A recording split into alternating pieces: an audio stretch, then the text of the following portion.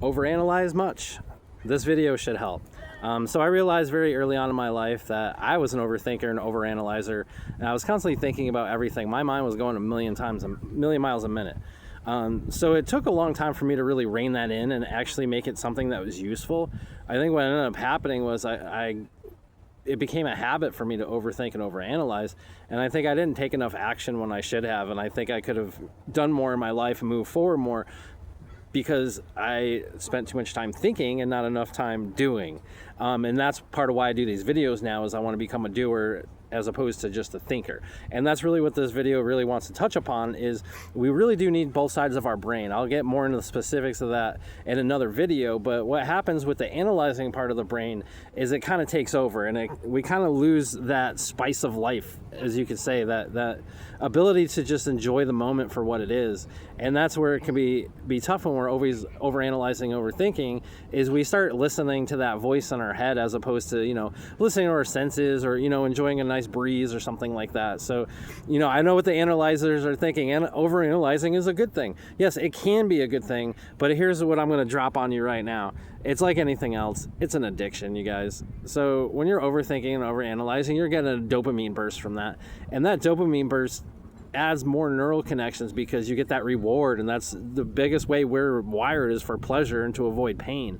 So the more that we think and analyze, and the more that we do that all the time, the more dopamine we're getting, and it just becomes a vicious cycle. And that's part of why I think a lot of people don't take action, is because they get stuck thinking and thinking and thinking and planning, and they never get to the actual go stage or the start stage. And so what I did is I got into screenwriting just kind of on a whim, and I wrote a screenplay. But what I realized was, by starting that screenplay and then finishing it, it gave me the ability to start other projects and then see them through to completion. So it's really cool how that worked out. But the best part was I took that first initial step and I took action. And once I took action, then it changed the way that I was thinking about things. So it is good to analyze and think, and look at a situation and go, all right, this A, B, and C, I got to look at these problems, these solutions.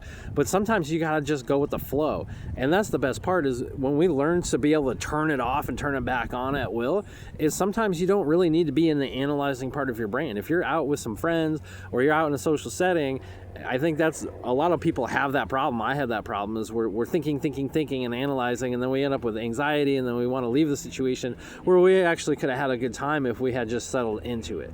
So that's what I really want to leave you with on this video, is when we find ourselves overthinking, overanalyzing, and we really start to observe it, and we can start to feel that dopamine rush that we're getting, because we're actually disconnected from that. You've been getting the dopamine from that behavior for so long that you don't even really realize it's happening. So once you realize it's happening and you feel it, you'll feel it. Once you know, you'll feel that dopamine burst, and you go, oh, okay, I'm in the wrong frame of mind right now. I need to back up, take a few deep breaths, relax, shake out my body a little bit, calm down completely. And then what I'll do is I'll be able to turn it on and off when I want to. If I need to think about a situation now, if I really need to take deep thought, I'll set some time aside and really think deeply about that thing. And that's the other tip I want to give you, is if it's not time to think about things, don't think about them. If you're watching TV, or if you're doing this activity or that activity, or if you're talking to somebody, whatever you're doing, it's not time to think and analyze. If it's your drive home and you're planning a trip, or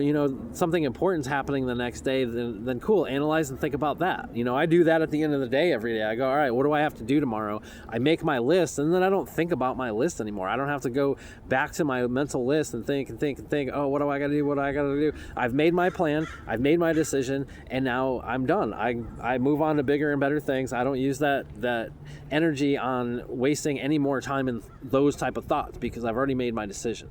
So now I'm going to move on. So I really hope this video was helpful for you to really get into why we overthink, why we overanalyze, and what we can do about it. Like I said, it's not a bad thing. We just want to incorporate it and make it a tool in the toolkit. It's like anxiety. I'll get into that too. And that's another tool that we can put in the toolkit. We've just been taught that these things have power over us. But once we take our power back, then we can actually utilize these things at will. So if you have any questions or comments on this topic, please let me know.